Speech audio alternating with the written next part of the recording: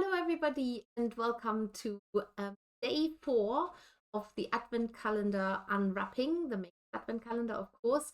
And today is not the 4th of December. We're always a little bit behind of unwrapping because we don't want to spoil the surprise. Sorry, I say this every time. Apologies. And we're trying a new timeout to see how many of you are able to watch at this time this morning at 11:30. And yes, so exciting, another day to open. I don't know if you feel as excited as I do. I am not opening the Advent calendar, will be honest. I have got 2 other Advent calendars I can and one has got is a chocolate. Really nice, lovely, good quality vegan chocolate, and I absolutely love it. Not that I'm vegan, but I try to avoid dairy, so really, really great. And another one is actually a calendar that was gifted to me by Carol, and I so love it.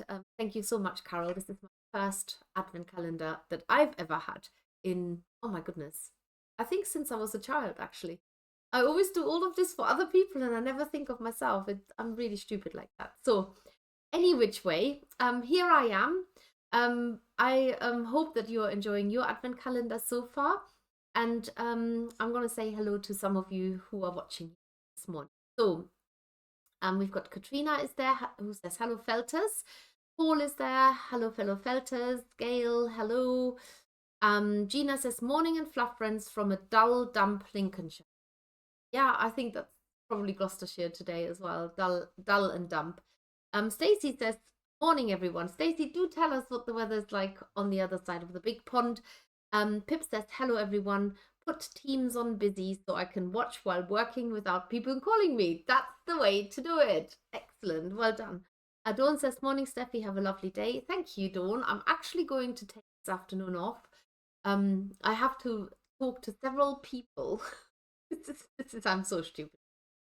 I had to call a couple of people yesterday, people who I work with, to say, could you please give permission to take the boss? No, it doesn't work like that. I need your permission to take. Just tell me to take the day off. I take the day off, and I'm like, okay, simple as that. Diane says, hello, Steffi. Anne says, hi, lovely sweater. Thanks for brightening our dull and grey day. Yes, always need a splash of colour to do exactly that. Katrina says, love the Felty Advent calendar. My first one. Oh, nice. Gail says, sunny in Durham. Oh, we'll need to come to Durham. Stephanie says, hello, Felters. And Steffi, I've managed to get here today. Hallelujah. Excellent. Diane says, hi, Steffi. And of course, the one that I tagged, Lorna, she's not here, but hopefully she'll find us. Lorna, come on. Don't let the house down now. So today is, we're opening number 4. So a day after you've already opened number 5, so you're a step ahead of everybody else. But let's have a look what's inside. And I'm so excited for this because this is one of my all-time favorite products. Doesn't take a lot to please me. But look, our very, very popular structural core. Oh, must remember to take the label out as well. Always forget that. There we go. Structural core. It looks terribly boring, but it is just the best. So, such a super material. Do not be deceived by its plain look. You can use it to make a firm structure like we have done in our Cut Angel kits and Frisian Cow Pack. Use it as a base for a needle felted creature by covering it with wool, or use it as a base to needle felt a small landscape picture on. The options are endless. Made in the UK from wool. Okay, so I need to show you some of the products that we have had in the past where we have used the structural core. Remember the this one here in aid of cuts protection?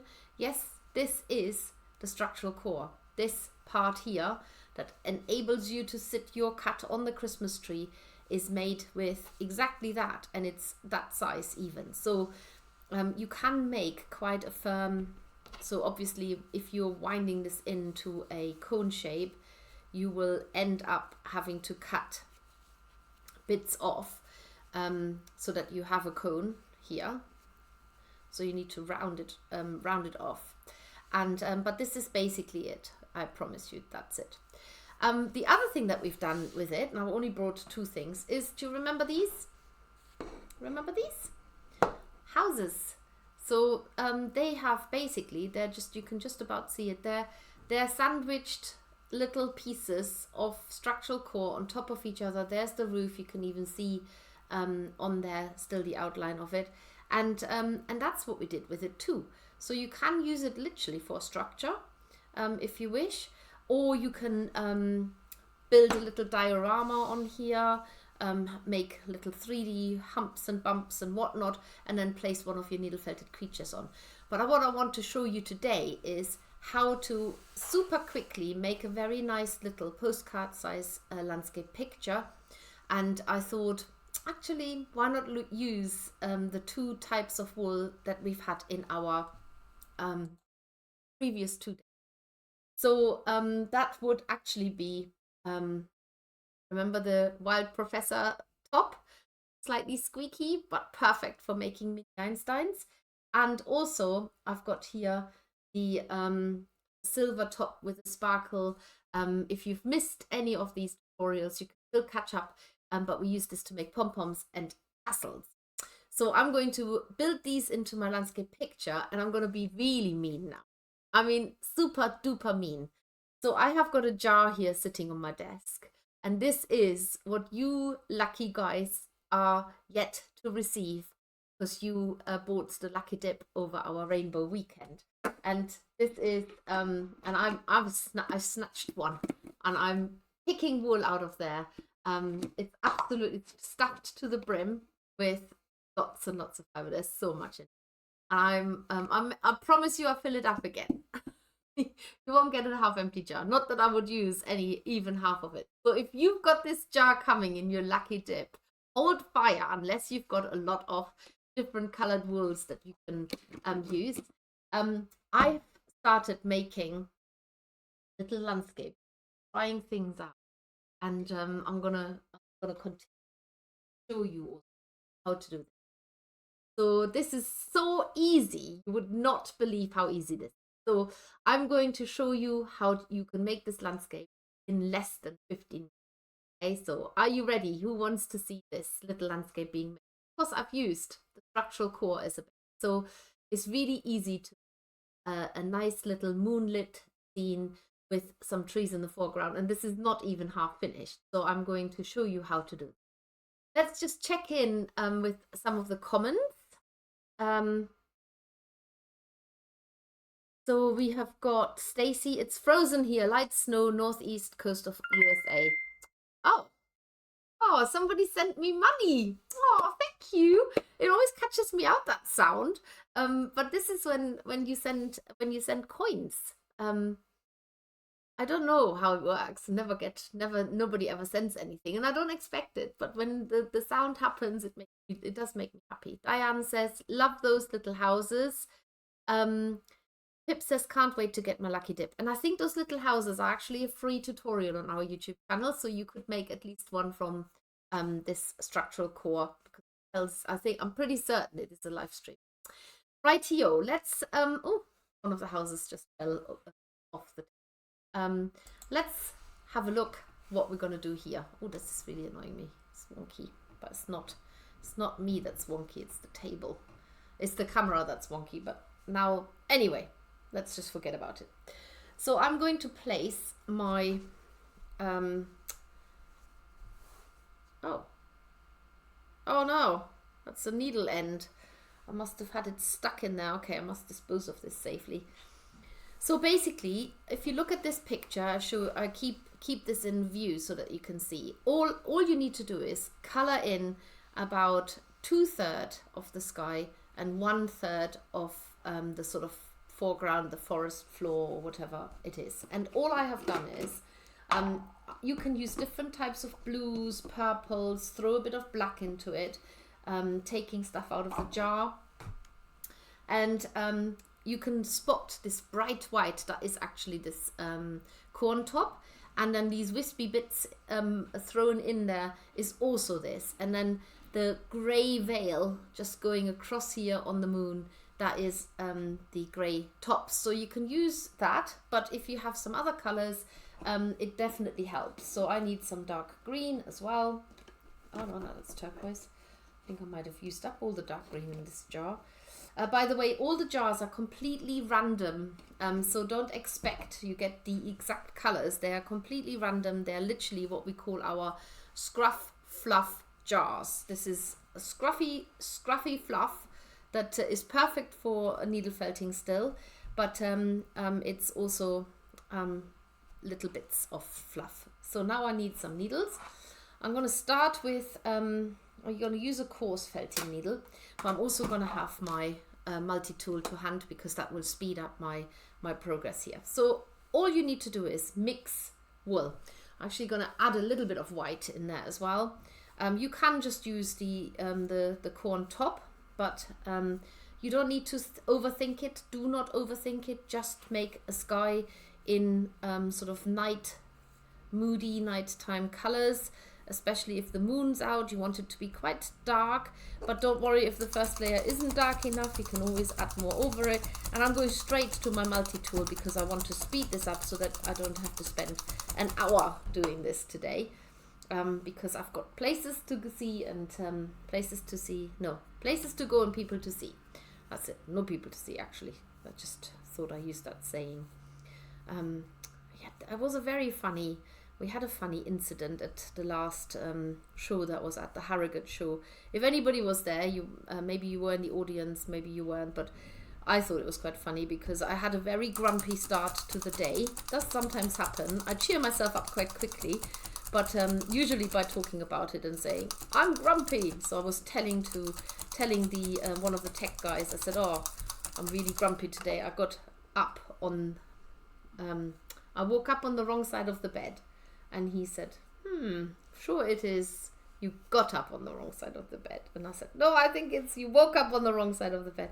So anyway, we debated it for a while and then I put the vote to the audience and I was wrong, of course. It was, you get up at the wrong side of the bed. You don't wake up on the wrong side of the bed. At which point I argued, at least I got up in the right bed. Never mind about which side. But it's a funny... Why would that put you into a grumpy mood if you got up on the wrong side of the bed? I don't really get it. Anybody get that? If you have an explanation for this, if you are a non-UK resident, is this something that you say in other countries as well? I have absolutely no idea. Do you say that in Northern Ireland? Do you say that in America? Do you say that in other English-speaking countries? And why are you grumpy when you get up on the wrong side of the bed? I have absolutely no idea. Any which way, so I'm making quite a moody sky here, nice and dark at the moment.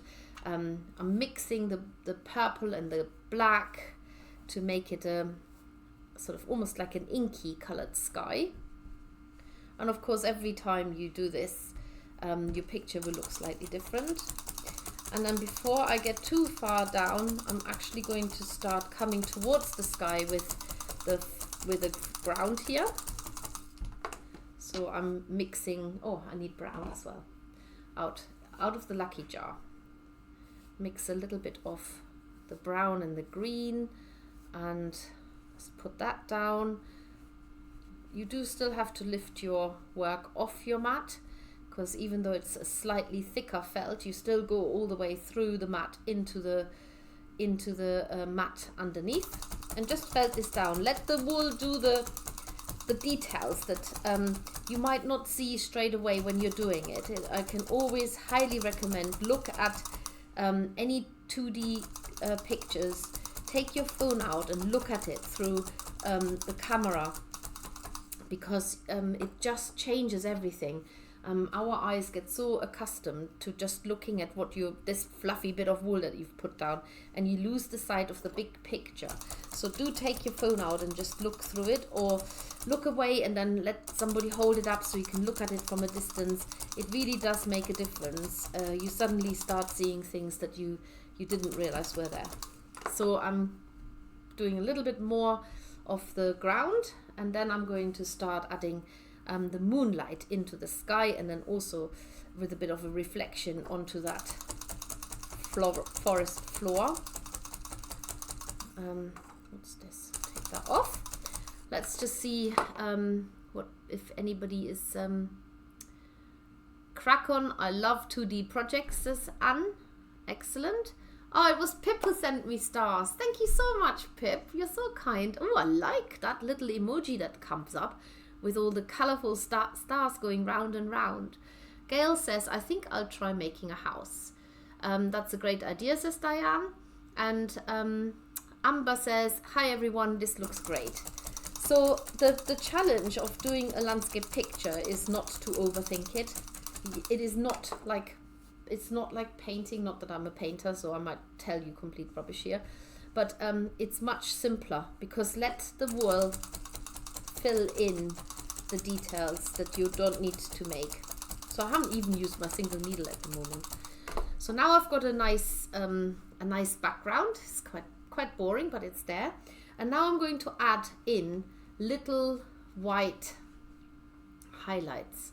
So rather than just putting them straight on top, I'm actually mixing them with a little bit of blue, and I'm adding them into sort of the area where the moonlight would be shining on, like here, down here, and also onto the ground. So I use a little bit of the colors that I've used for the ground, pop them in as well. So this, remember, this corn top is really great because it tears really thin. Felt that down.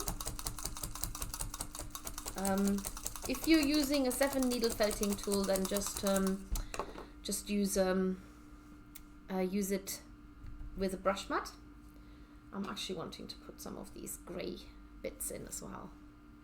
This grey top that works so well for making pom-poms, but also for giving your gnome a very luxurious beard, as we've seen Nicola do. I don't know if Nicola is watching today. What does Stacy say? I wake up positive every day, even though I'm fighting a bad cold. We do say woke up on the wrong side if grumpy. That's so weird. Why is it the wrong side of the bed that makes you grumpy? And what does that even mean? No idea where that saying came from. Loving that picture, Steffi. You make it look really easy. It is easy. It is so easy. I'm not making it. I'm not doing any magic. I haven't taken it away from your eyes. Just allow the colors to blend, and just go for it. Don't overthink it. Just go for it. Put it down, mix it, and notice that I am applying the wool from side to side. That I think that does make a difference. So it's in harmony with how the land lies, and just felt it down. And then I'm going to add the moon. Now I'm going to use this white corn top from the other day, and I'm going to make a moon, and I'm going to pre-shape it a little bit. You don't want it to be too thick, because the needle might not like it. So if you can pre-shape it a little bit, well, maybe I won't. No, I'll just plonk it on there. I can't remember how I did it. I think I just put it on there and then felted a circle. That's how I did it. Onto it, like this. Felt a circle, and then just put the fibers inward to get it into a round shape. So there's the moon. You can make the moon a little bit smaller if you want to, by just stabbing into the edge consistently to shrink the wool back, and I'm using my coarse needle to do this. It's okay to have a structure on the moon, because when you look closely at the moon, you can often see like the craters on the moon, so it doesn't have to be completely smooth. It's quite nice to have a bit of a structure on there. So I'm just making it nice and round. It does help if the moon is round. We can distort it in a minute with having sort of a bit of a veil going over it, but for now let's just keep it round. Using the 5 needle tool. Works really well. And what I've done is with this moon here, I've actually just used a little bit of the grey and sort of let a bit of a haze going over it.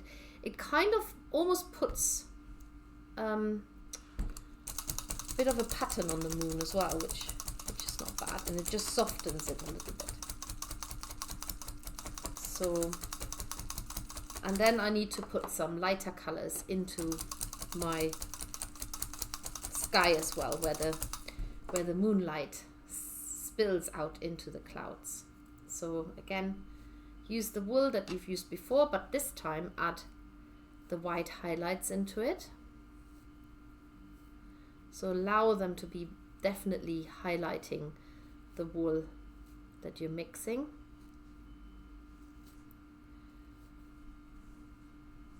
And I put it down like a brush stroke, so you want it to be yeah, just as if you're using a brush and putting it down, and then felt it down. Don't overthink it. And at the moment I'm letting the wool spill out of the picture as well. You can trim this later if you want, or you can make it really neat around the edges, like by folding the wool over and felting it down. I quite like it when it's wild like this, especially if you're putting this in a lovely little box frame and you allow the fibers to spill out. It looks like there's an infinity of a landscape happening, and it leads you to imagine what else might be in the picture rather than stopping it around the edges. So I think that's enough to start putting my trees in the foreground. I might just put a little bit more sun. Just going to use this as it is. Just put a little bit more moonlight into the forest here, and felt it down there.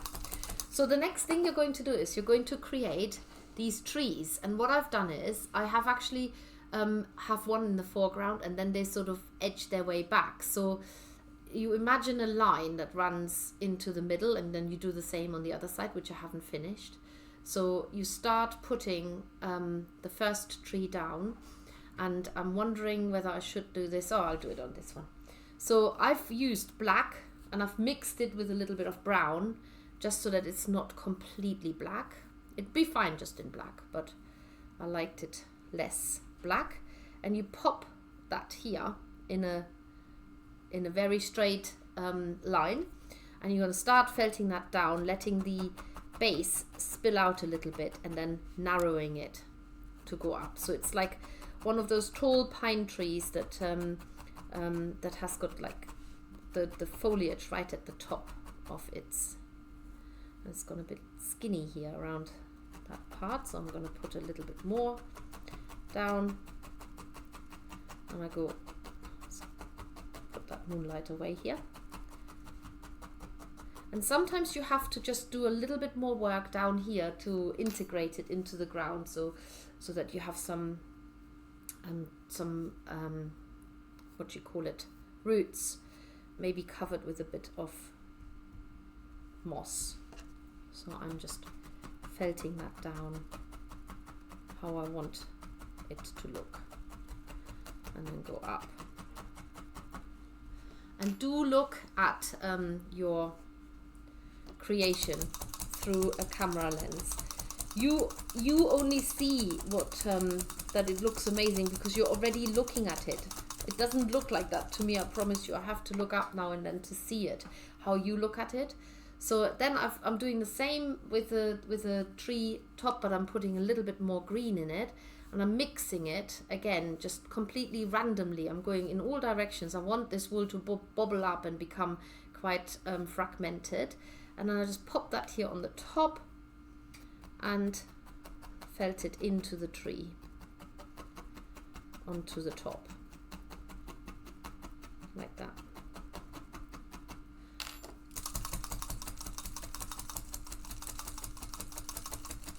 That's it.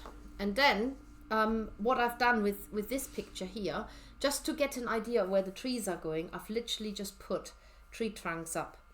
so that I create that line and I know where I need to go with it. And it's almost like you're putting a little bit of a pencil line on a piece of paper, just so that you know where the trees are going. And as you're going into the distance, they become skinnier. And that's all I've done actually on this picture. So this picture is not finished because I haven't finished the tree tops, but you can go as far as adding a tree in front of the moon as well, letting it spill into the moon a little bit. And of course you need to make sure that they don't just look like sticks coming out of the ground. They do have to have a base as well. So you want to felt them into the ground a little bit more. And if you don't like it, take it off. You can do that too. So I'm working on a couple of trees all at the same time now.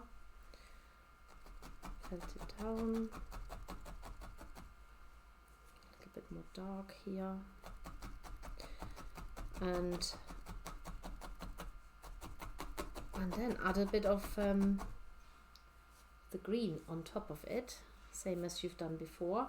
So I'm working with really dark colors because everything's sort of set off against the moonlight. Oh, very light color in there. That's snuck in there. Pop that here.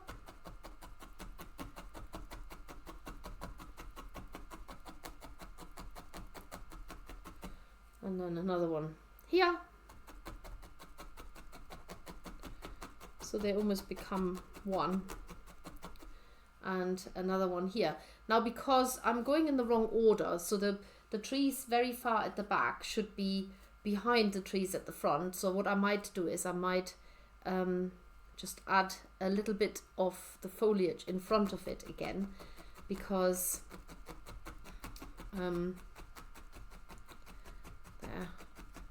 that tree here should be in front of the next one. So I'm going to pop a little bit of foliage in front of that one, because that should be in front and this should be in front of that one. So maybe if you want to felt a line down, you can do that too. I just use a little bit of black, just like a very faint outline, just to give the impression that this tree is actually in front of the other tree. And then you can do the same here with a little tiny bit of black. So make sure that that tree looks like it's in front of the other tree. And of course you can shape the foliage completely how you like it. It doesn't have to be round like I have just done it. It can be more square here at the bottom. It's your design as always. So that's it really. Just keep going. And that tree trunk definitely needs to come down a little bit because it's floating in the sky right now. I'll get that down. Add a little bit of green at the bottom so it's actually anchored into the ground. And that's it. So you get the gist of it. You can create a really lovely moonlight setting. Of course, you don't have to use the structural core for this. You can make one of our landscape pictures. If you've made one before, just use the same design and follow the instructions. Even though it's a smaller picture, it doesn't really matter because you can always scale it down a little bit, and that's basically it. I mean, I can do the trees on the other side now. Should have maybe continued there, but you get the gist. So do that in reverse. So have your big tree here and then go up towards the moon in that direction. But I and this is, you look at some pictures if you like a particular picture, and so copy it. All I will say is don't overthink. Just look at the big picture. It's definitely big picture work. If you get lost in the details, it's a waste of time. It takes on a life of its own, and by the time you think you have sort of worked it all out, it actually works it out. So there you go. Just a little moody picture with a lovely moonlight in the background, using some of the using some of the wool that you've had in your advent calendar so far, including the corn top, which wool, it's a plant fiber, but also the silver gray with a shimmer in it. And I was naughty and I grabbed one of these lucky dip jars, and I have to pick it up again. So I'm sorry about this, but in the future, if you have missed out on the lucky dip, don't miss out in the future. We do them regularly, and they're always definitely worth it. So just a quick check-in, and then I'm off. Oh, Lorna, you're there. Hello, forgot. You forgot. Your brain is worse than mine. I've been having a snuggle with my cat. Great idea. Oh, that's so Dawn says, loving that picture you made. Oh, no, we said that. Stacy said, and the camera trick is so true. I also try to turn my makes upside down and look at it that way. Good idea, because it just like clears your brain palette basically, and then when you turn it the right way around again, everything clicks into place. So yes. Helen says, I didn't realize life was now. Just found it by accident. Well, I'm changing them up every day. I use a different time just to confuse you all. No, it's basically so everybody has a chance to watch. Oh, thank you, Stacey. Literally saying what I just said. She's mixing up the time to cover everyone everywhere. Yeah, except I haven't done anything after 6 in the evening yet. I probably won't. Helen says, I did hear that, but I hadn't time to check the time. So I'm only announcing it the day before when the next live stream is, if that's okay. Wrong side of the bed, Roman. They were superstitious, thought bad luck if they got out of the wrong side of the bed. Wow, that's amazing. Thank you so much, Dorcas. I'm so glad I knew that now. So basically, doesn't really mean anything because we're not Romans, are we? You can get out on any side of the bed and still be in a good mood. Lorna said, oh yes, Lorna said, forgot. Anne says, thanks, Steffi. Enjoy your afternoon. Thank you very much, and I shall pass that straight back to you. And tomorrow is another day, and tomorrow is another opening of the Advent calendar. So make sure you watch out where I'm when I'm doing this, and have a lovely rest of the day, and get stabbing. See you soon. Bye.